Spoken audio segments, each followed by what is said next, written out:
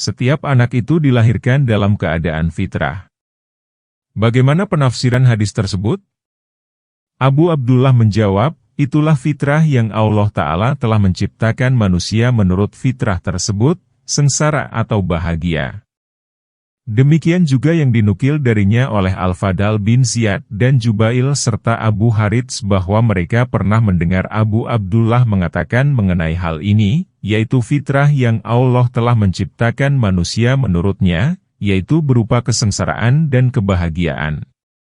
Ali bin Said juga pernah menukil darinya, bahwa ia pernah bertanya kepada Abu Abdullah mengenai sabda Rasulullah, setiap anak itu dilahirkan dalam keadaan fitrah. Maka ia pun menjawab, yaitu kesengsaraan dan kebahagiaan. Dan dari Al-Hasan bin Bawwab, ia menceritakan, aku pernah bertanya kepada Abu Abdullah mengenai anak-anak orang-orang musyrik. Kukatakan, bahwa Ibnu Abi Syaibah Abu Bakar berkata, ia tetap dalam keadaan fitrah sehingga kedua orang tuanya menjadikannya Yahudi atau Nasrani. Lebih lanjut ia mengungkapkan bahwa setiap anak orang-orang musyrik itu berada dalam keadaan fitrah. Mereka telah diciptakan menurut fitrah tersebut, yaitu berupa kesengsaraan dan kebahagiaan yang telah tertulis terlebih dahulu di dalam Lauhul Mahfudz. Dan itulah makna sabda Rasulullah, setiap anak itu dilahirkan dalam keadaan fitrah. Syaikh Abu Abbas bin Taimiyah mengatakan, kesepakatan para ulama dan atsar-atsar yang dinukil dari para ulama salaf tidak menunjukkan melainkan pada pendapat yang kami benarkan. Yaitu bahwa semua anak itu dilahirkan dalam keadaan fitrah, lalu mereka berubah menjadi apa yang telah berada dalam pengetahuan Allah Azza wa Jalla lebih dahulu, yakni berupa kesengsaraan dan kebahagiaan.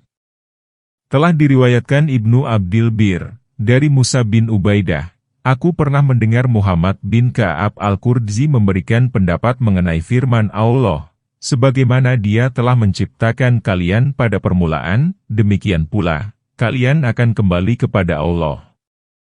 Sebagian dia beri petunjuk dan sebagian lagi telah pasti kesesatan bagi mereka. Sesungguhnya mereka menjadikan syaiton-syaiton sebagai pelindung mereka selain Allah, dan mereka mengira bahwa mereka mendapat petunjuk. Surat Al-Ra'af ayat 29-30.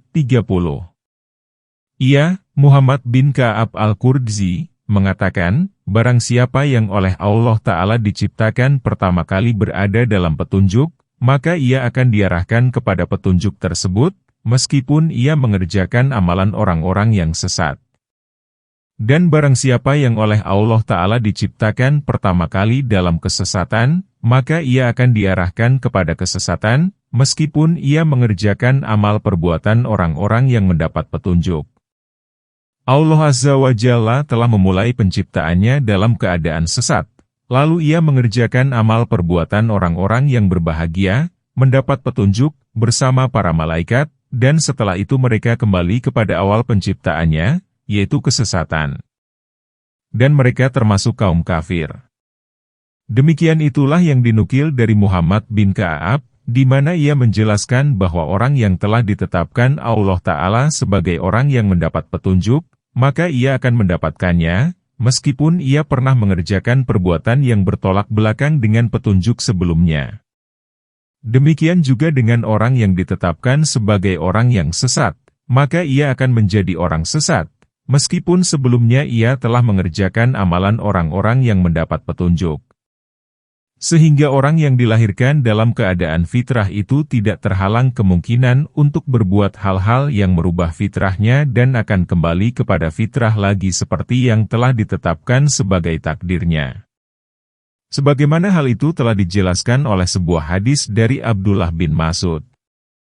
Ia menceritakan, Rasulullah bersabda, sesungguhnya penciptaan salah seorang di antara kalian berkumpul di dalam rahim ibunya selama 40 hari, kemudian menjadi segumpal darah seperti itu, kemudian menjadi segumpal daging, kemudian diutus kepadanya malaikat yang diperintahkan 4 hal, lalu ditetapkan baginya rezeki, ajal, dan amalnya. Apakah akan sengsara atau bahagia? Demi Zat yang tiada Tuhan selain Dia, sesungguhnya salah seorang di antara kalian akan mengerjakan amalan penghuni surga, hingga antara dirinya dengan surga tinggal 1 depa, lalu ia didahului oleh takdir bahwa ia akan mengerjakan amalan penghuni neraka, sehingga ia pun masuk neraka. Dan sesungguhnya salah seorang di antara kalian akan mengerjakan amalan penghuni surga hingga antara dirinya dengan neraka tinggal satu depa, lalu ia didahului oleh takdir bahwa ia akan mengerjakan amalan penghuni surga sehingga ia pun masuk surga. Dari Amir bin Watsilah, bahwasanya ia pernah mendengar Abdullah bin Mas'ud berkata, orang sengsara adalah yang telah sengsara dalam perut ibunya, dan orang bahagia adalah orang yang memberi nasihat, mengingatkan orang lain. Kemudian ia mendatangi salah seorang sahabat Rasulullah yang bernama Hudzaifah bin Usaid al-Ghifari. Selanjutnya ia memberitahukan mengenai ucapan Ibnu Mas'ud tersebut seraya bertanya, bagaimana seseorang akan merasakan kebahagiaan dengan amal orang lain? Maka Hudzaifah pun menjawab, apakah hal itu membuatmu terheran? Sesungguhnya aku pernah mendengar Rasulullah bersabda, jika suatu nutfah itu telah bersemayam selama 42 malam, maka Allah akan mengutus kepadanya satu malaikat, lalu ia membentuknya, menciptakan pendengaran, penglihatan, kulit, daging, dan tulangnya. Setelah itu malaikat itu berkata, ya Tuhanku, apakah ia, nutfah, ini laki-laki atau perempuan? Maka Tuhanmu segera menentukan apa yang dikehendaki Allah, dan sang malaikat pun menulisnya. Setelah itu malaikat itu berkata, ya Tuhanku, bagaimana ajalnya? Maka Tuhanmu menentukan apa yang menjadi kehendak Allah, dan malaikat pun menulisnya. Selanjutnya ia berkata, ya Tuhanku, bagaimana rezekinya? Maka Tuhanmu menentukan rezekinya sesuai kehendak Allah, dan malaikat pun menulisnya. Kemudian sang malaikat pun keluar dengan membawa lembar catatan melekat pada tangannya, dan ia tidak menambah atau mengurangi apa yang telah diperintahkan kepadanya. Dan mengenai firman Allah Azza wa Jalla, sebagaimana Dia telah menciptakan kalian pada permulaan, demikian pula, kalian akan kembali kepada Allah. Said bin Jubair mengatakan, seperti yang telah dituliskan bagi kalian, maka seperti itu pula kalian akan menjalaninya. Dan masih mengenai firman Allah, sebagaimana Dia telah menciptakan kalian pada permulaan, demikian pula, kalian akan kembali kepada Allah. Mujahid mengatakan, yaitu sengsara ataukah bahagia. Selain itu, ia juga mengatakan, orang muslim akan dibangkitkan dalam keadaan muslim, dan orang kafir pun akan dibangkitkan dalam keadaan kafir pula. Sedangkan Abu Aliyah mengemukakan, mereka akan kembali seperti yang ditetapkan dalam ilmu Allah, yaitu, sebagian Dia beri petunjuk dan sebagian lagi telah pasti kesesatan bagi mereka, Surat Al-A'raf ayat 30. Berkenaan dengan hal tersebut, dapat saya, Ibnu Qayyim, katakan, yang demikian itu benar dan telah diisyaratkan oleh Al-Quran, hadis atsar para ulama salaf, dan kesepakatan para ulama ahlus sunnah. Dan makna lahiriah ayat tersebut adalah seperti ayat-ayat yang dijadikan Allah Azza wa Jalla sebagai alasan penciptaan kedua atas penciptaan pertama, penciptaan alam akhirat dengan alam dunia. Di mana Dia berfirman, sebagaimana Dia telah menciptakan kalian pada permulaan, demikian pula, kalian akan kembali kepada Allah. Surat Al-A'raf ayat 29. Yang demikian itu adalah sama seperti firman Allah yang lain berikut ini, hai sekalian manusia, jika kalian dalam keraguan tentang kebangkitan dari kubur, maka ketahuilah sesungguhnya kami telah menjadikan kalian dari tanah, kemudian dari setetes mani, lalu dari segumpal darah, kemudian dari segumpal daging yang sempurna kejadiannya dan yang tidak sempurna. Agar kami jelaskan kepada kalian dan kami tetapkan dalam rahim, apa yang kami kehendaki sampai waktu yang sudah ditentukan. Kemudian kami keluarkan kalian sebagai bayi, lalu dengan berangsur-angsur kalian sampai kepada kedewasaan, dan di antara kalian ada yang diwafatkan dan ada pula di antara kalian yang dipanjangkan umurnya sampai pikun, supaya ia tidak mengetahui lagi sesuatu pun yang dahulunya ia ketahui. Dan kalian melihat bumi ini kering, kemudian apabila telah kami turunkan air di atasnya, maka bumi itu hidup dan subur serta menumbuhkan berbagai macam tumbuh-tumbuhan yang indah. Surat Al-Hajj ayat 5. Juga firman Allah, dan ia membuat perumpamaan bagi kami, dan ia lupa kepada kejadiannya, ia berkata, siapakah yang dapat menghidupkan tulang belulang, yang telah hancur luluh? Surat Yasin ayat 78. Serta firman Allah, apakah manusia mengira bahwa ia akan dibiarkan begitu saja, tanpa pertanggungjawaban? Bukankah ia dahulu setetes mani yang ditumpahkan ke dalam rahim? Kemudian mani itu menjadi segumpal darah, lalu Allah menciptakannya dan menyempurnakannya. Selanjutnya Allah menjadikan darinya sepasang laki-laki dan perempuan. Bukan, Allah yang berbuat, demikian itu berkuasa pula menghidupkan orang yang mati? Surat Al-Qiyamah ayat 36-40. Demikian juga firman Allah, maka hendaklah manusia memperhatikan dari apakah ia diciptakan? Ia diciptakan dari air yang terpancar, yang keluar dari antara tulang sulbi dan tulang dada.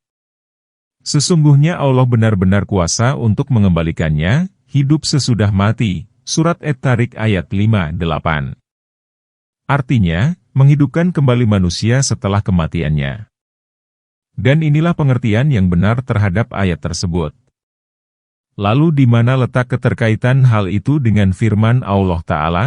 Sebagian dia beri petunjuk dan sebagian lagi telah pasti kesesatan bagi mereka. Surat Al-Ta'raf ayat 30.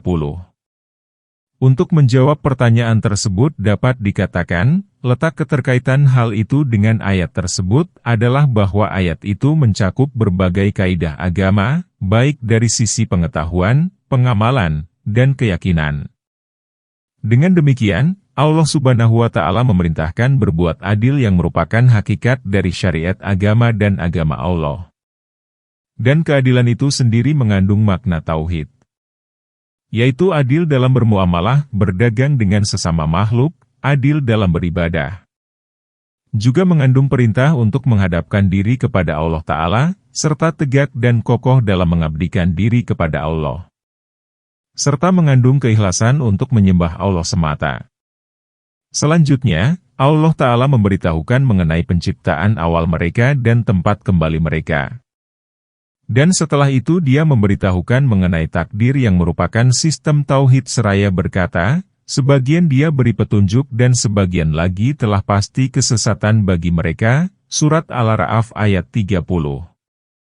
Dengan demikian, ayat tersebut mengandung perintah untuk beriman kepada qada, sesuatu yang ditetapkan Allah, dan qadar, syariat, peraturan agama, kehidupan dunia dan kehidupan akhirat, serta berbuat adil dan ikhlas. Selanjutnya, Allah Azza wa Jalla menutup ayat tersebut dengan menyebutkan keadaan orang yang tidak percaya kepada berita tersebut serta tidak menaati perintah itu, bahwa mereka itu adalah pengikut syaiton, dan mereka itu benar-benar berada dalam kesesatan. Wallahu a'lam. Ada ulama lainnya yang mengatakan, sabda Rasulullah Shallallahu Alaihi Wasallam, setiap anak itu dilahirkan dalam keadaan fitrah, berarti bahwa Allah Azza wa Jalla telah menciptakan manusia dalam keadaan ingkar dan pengakuan, kufur dan iman.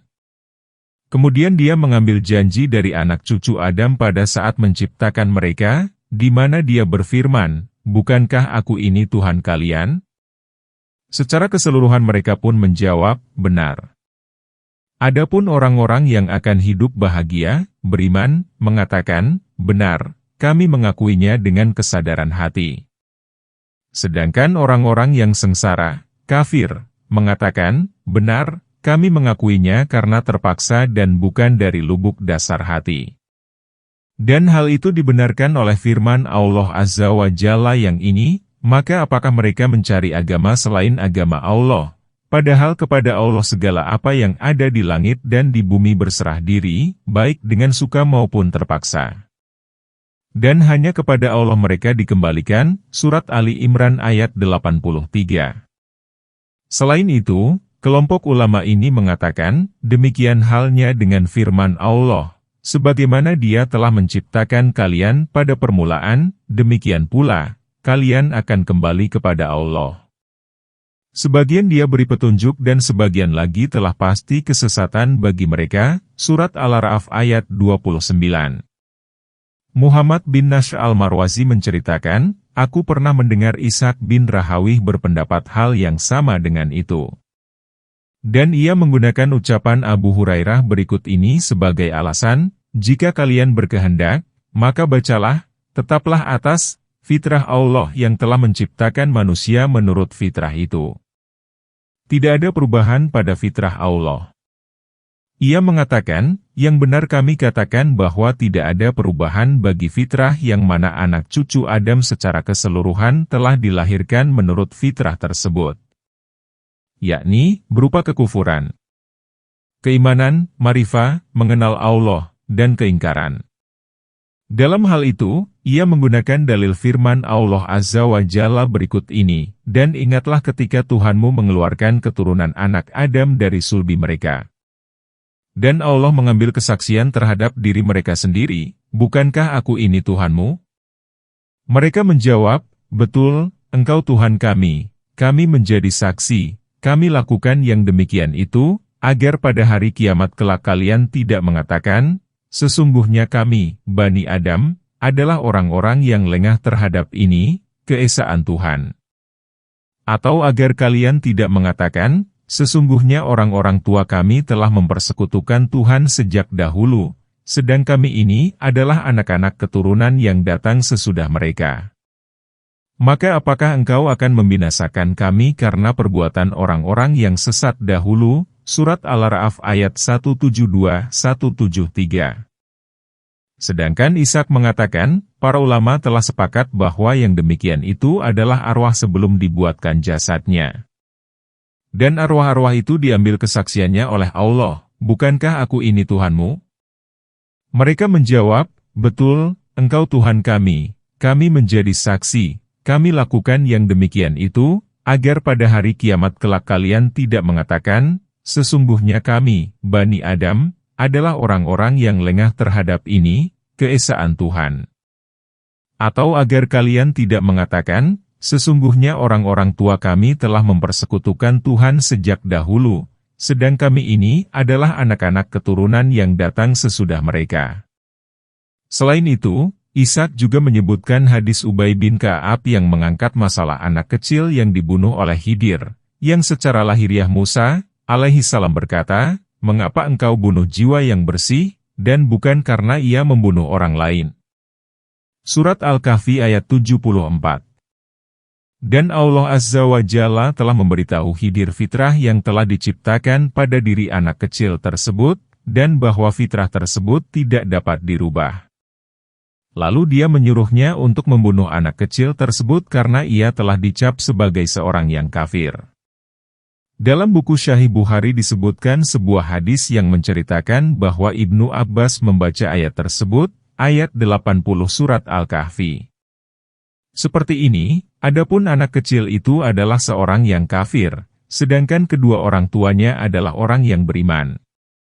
Ishaq juga mengatakan, seandainya Nabi Muhammad SAW meninggalkan umatnya begitu saja tanpa memberikan penjelasan hukum anak kecil kepada mereka, niscaya mereka tidak mengetahui siapa-siapa saja orang-orang yang beriman, dan siapa-siapa pula orang-orang yang kafir. Ibnu Abbas pernah ditanya mengenai anak-anak kaum muslimin dan kaum musyrikin, maka ia menjawab, cukup apa yang diperselisihkan antara Musa dengan Khidir.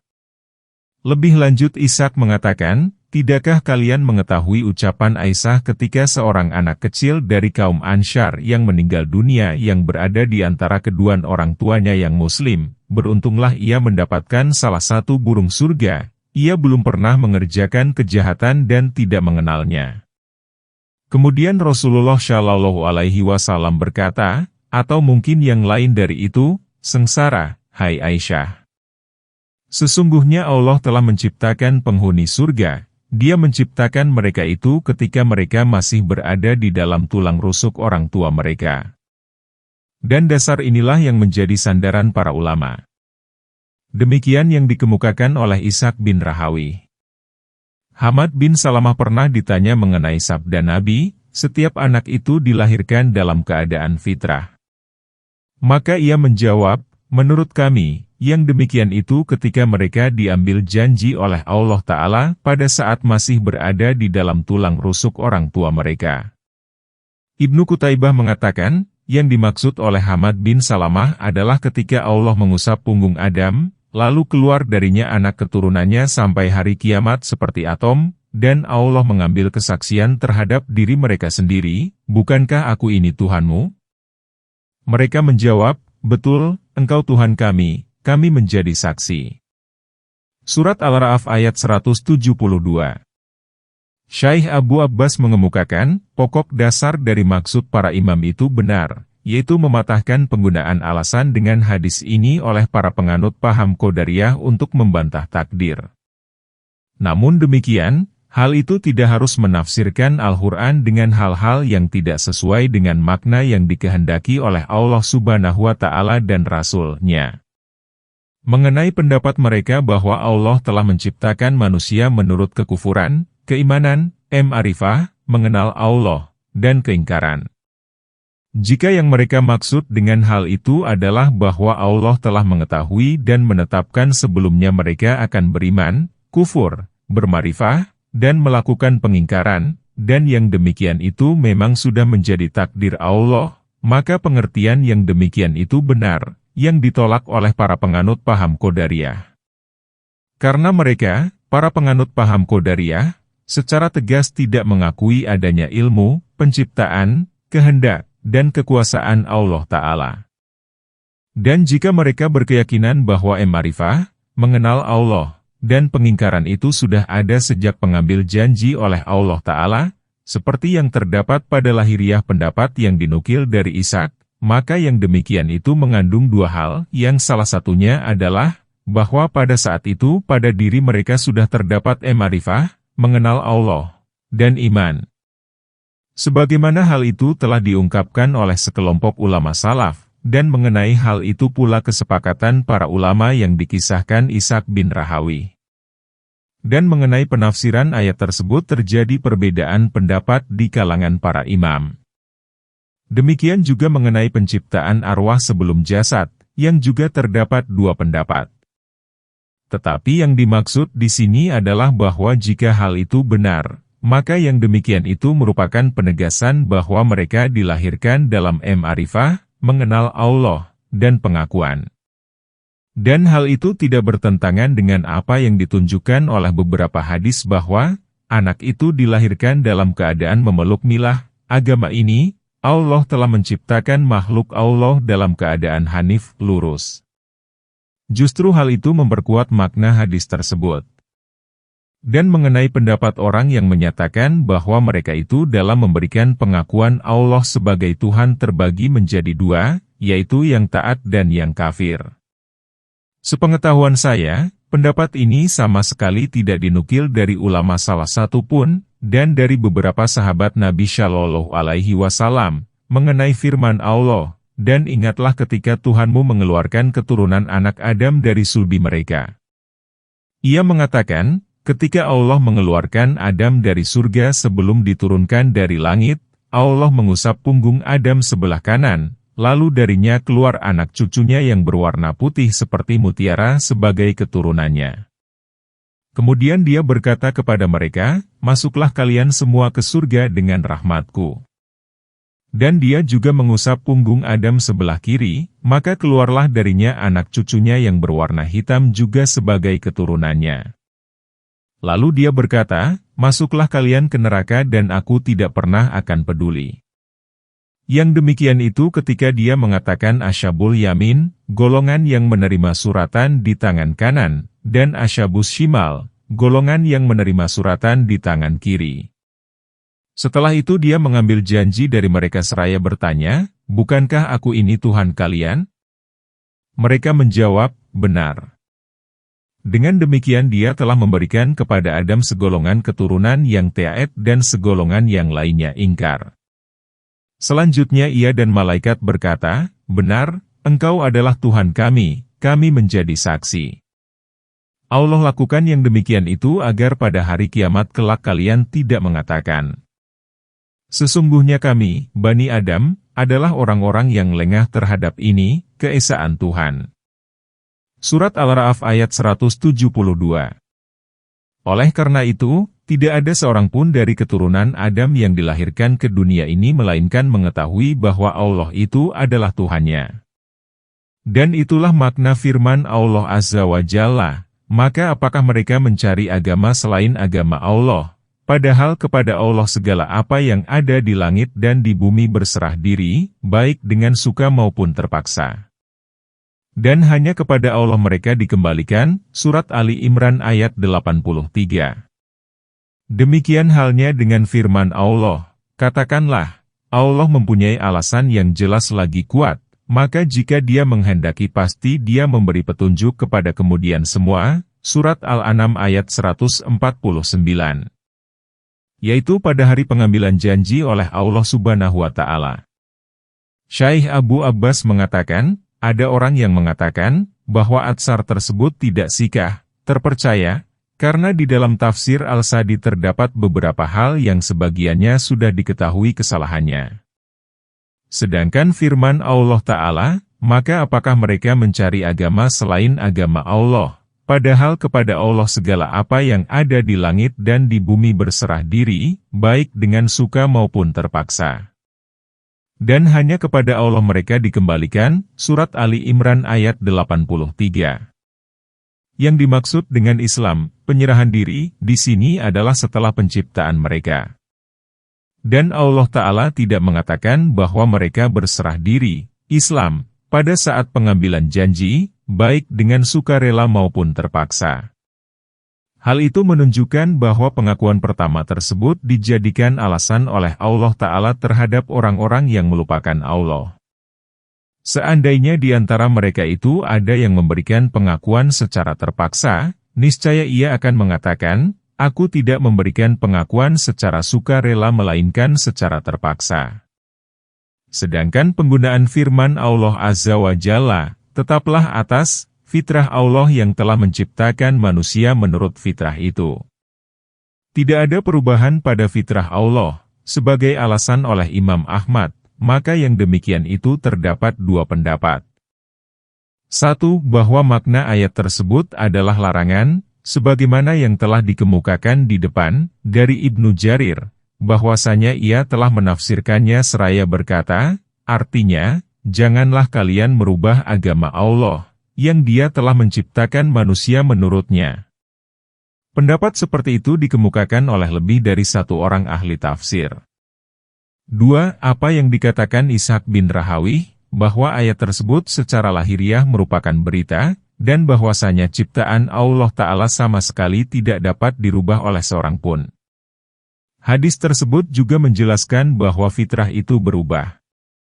Oleh karena itu, Rasulullah menyerupakan fitrah itu dengan binatang yang dilahirkan dalam keadaan lengkap, dan tidak ada satu binatang pun yang lahir dalam keadaan terpotong-potong anggota tubuhnya. Dan Allah Azza wa Jalla telah berfirman mengenai syaitan, dan akan aku suruh mereka, merubah ciptaan Allah. Kemudian mereka benar-benar merubahnya, Surat An-Nisa ayat 119. Dengan demikian, Allah Subhanahu wa Ta'ala yang paling mampu untuk merubah apa yang telah Allah ciptakan dengan kekuasaan dan kehendak Allah. Dan perubahan fitrah oleh manusia, yaitu dengan menciptakan fitrah yang lain lagi, maka hal itu merupakan suatu yang hanya mampu dilakukan oleh Allah Azza wa Jalla semata, dan sekali-kali Dia tidak akan merubahnya, sebagaimana yang Dia firmankan, tidak ada perubahan pada fitrah Allah. Al-Rum 30. Dalam hal ini, Allah tidak mengatakan, la taghira, tidak ada perubahan, karena kata tabdil itu berarti penggantian. Semua perubahan itu melalui kodo, sesuatu yang ditetapkan Allah, dan qadar Allah Azza wa Jalla. Dan itu jelas berbeda dengan fitrah yang mereka dilahirkan menurut fitrah tersebut, karena yang demikian itu merupakan ciptaan yang tidak dapat dilakukan kecuali oleh Allah semata. Dan sekali-kali Allah Ta'ala tidak akan merubah fitrah tersebut, dan itu jelas berbeda dengan perubahan kekufuran dan keimanan. Dan manusia ini juga mampu merubahnya, kekufuran dan keimanan, karena mereka telah diberikan kemampuan untuk itu. Hal itu telah dijelaskan oleh Allah Azza wa Jalla melalui firman Allah, "Maka hadapkanlah wajah kalian dengan lurus kepada agama Allah, tetaplah atas fitrah Allah yang telah menciptakan manusia menurut fitrah itu." Tidak ada perubahan pada fitrah Allah, Al-Rum 30. Yang demikian itu merupakan fitrah yang sangat terpuji, yang dengannya Allah Azza wa Jalla memerintah Nabi Allah. Lalu bagaimana mungkin terbagi menjadi dua, kekufuran dan keimanan, padahal Dia telah memerintah dengannya? Sebagaimana yang telah dikemukakan sebelumnya menurut penafsiran ulama, tidak ada perubahan terhadap fitrah Allah, berarti terhadap agama Allah Ta'ala. Misalnya, adalah tindakan mengebiri diri, dan lain sebagainya. Tidak seorang pun dari ulama yang mengatakan, makna ayat itu adalah bahwasanya tidak ada perbutaan terhadap keadaan umat manusia, dari kekufuran kepada keimanan atau sebaliknya. Karena perubahan semacam itu memang terjadi. Dan Allah Ta'ala mengetahui hal-hal yang akan terjadi, dan tidak ada satupun yang berbeda dengan pengetahuan Allah. Sehingga apabila terjadi perubahan terhadap kekufuran atau keimanan seseorang, maka yang demikian itu sudah berada dalam pengetahuan Allah. Sedangkan mengenai sabda Rasulullah mengenai anak kecil yang sudah dicap pada hari ia dicap sebagai seorang yang kafir. Maka yang dimaksud dengan hal itu adalah bahwa anak itu telah ditulis, ditetapkan, dan dicap demikian. Adapun mengenai anak kecil yang dibunuh oleh Khidir, maka tidak ada sedikit pun keterangan di dalam Al-Quran yang menjelaskan bahwa anak itu belum balik dan mukallaf, muslim yang dikenai kewajiban atau perintah dan menjauhi larangan agama pribadi muslim yang sudah dapat dikenai hukum. Tetapi bacaan Ibnu Abbas menunjukkan bahwa ia adalah seorang yang kafir. Dan hal itu menunjukkan bahwa Musa, alaihi salam tidak menolak pembunuhan terhadap anak itu karena kekecilannya, melainkan ia melarangnya karena anak itu bersih. Ada juga yang mengatakan, di dalam sebuah hadis syahih menyebutkan hal yang menunjukkan bahwa anak itu belum balik. Yaitu dari dua sisi. Pertama, ia menceritakan, lalu ia melewati seorang anak yang sedang bermain bersama anak-anak lainnya. Kedua, ia mengatakan, seandainya tumbuh dewasa, niscaya anak itu akan memaksa kedua orang tuanya kepada kesesatan dan kekafiran. Yang demikian itu menunjukkan bahwa anak itu belum dewasa. Orang yang berpendapat di atas mengatakan bahwa dalam kisah Khidir bersama Musa itu tidak terdapat sesuatu hal yang gaib pun yang diperlihatkan kepada Khidir, tetapi yang demikian itu diperoleh Khidir melalui pengetahuannya terhadap beberapa aspek yang tidak diketahui oleh Musa. Misalnya, pengetahuan Khidir bahwa kapal itu milik orang-orang miskin yang mereka mengetahui ada seorang raja zalim yang mengintai di belakang mereka, dan itu jelas diketahui juga oleh orang banyak. Demikian juga pengetahuannya terhadap dinding milik dua orang anak yatim, yang bapaknya adalah seorang yang syalih, sedang di bawahnya terdapat harta simpanan milik mereka berdua, yang mungkin juga hal itu diketahui oleh orang lain. Demikian juga kekufuran anak kecil tersebut yang mungkin juga diketahui oleh orang lain, bahkan mungkin kedua orang tuanya juga telah mengetahuinya, tetapi karena kecintaan mereka kepadanya sehingga mereka membiarkannya kufur. Seandainya anak itu belum kafir setelah dewasa, tetapi ilmu Khidir telah mengetahui bahwa jika dewasa kelak, maka ia akan lebih parah lagi. Dan orang yang berpendapat demikian itu mengatakan bahwa pembunuhan terhadap anak kecil adalah untuk mencegah kejahatannya. Sebagaimana yang dikatakan oleh Nuh, "Ya Tuhanku, janganlah engkau biarkan seorang pun di antara orang-orang kafir itu tinggal di atas bumi. Sesungguhnya jika engkau biarkan mereka tinggal, niscaya mereka akan menyesatkan hamba-hambamu. Dan mereka tidak akan melahirkan selain anak yang berbuat maksiat lagi sangat kafir." Surat Nuh ayat 26-27. Berdasarkan hal tersebut di atas, sebelum orang itu berbuat kufur kepada Allah Azza wa Jalla, maka ia belum disebutkan sebagai kafir. Dan bacaan Ibnu Abbas terhadap ayat 80 surat Al-Kahfi, adapun anak kecil itu adalah seorang yang kafir, sedangkan kedua orang tuanya adalah orang yang beriman. Maka secara lahiriah anak itu adalah kafir. Dan jika dikatakan, kedua orang tua anak kecil yang dibunuh Khidir adalah mukmin, berarti ia dilahirkan dalam keadaan fitrah Islam, dan ia berada dalam belayan kedua orang tua yang muslim, sehingga ia pun akan menjadi muslim karena mengikuti kedua orang tuanya dan sesuai dengan fitrahnya. Lalu mengapa ia dibunuh padahal keadaannya seperti itu? Menanggapi pernyataan tersebut, dapat dikatakan, jika orang yang sudah balik, tidak ada persoalan. Dan jika masih belum dewasa dan kafir, maka menurut mayoritas ulama, kekufurannya itu dibenarkan, dan tidak boleh dibunuh sehingga mencapai usia balik. Mungkin di dalam syariat, peraturan agama itu terdapat ketentuan yang membolehkan membunuh anak kecil yang kafir.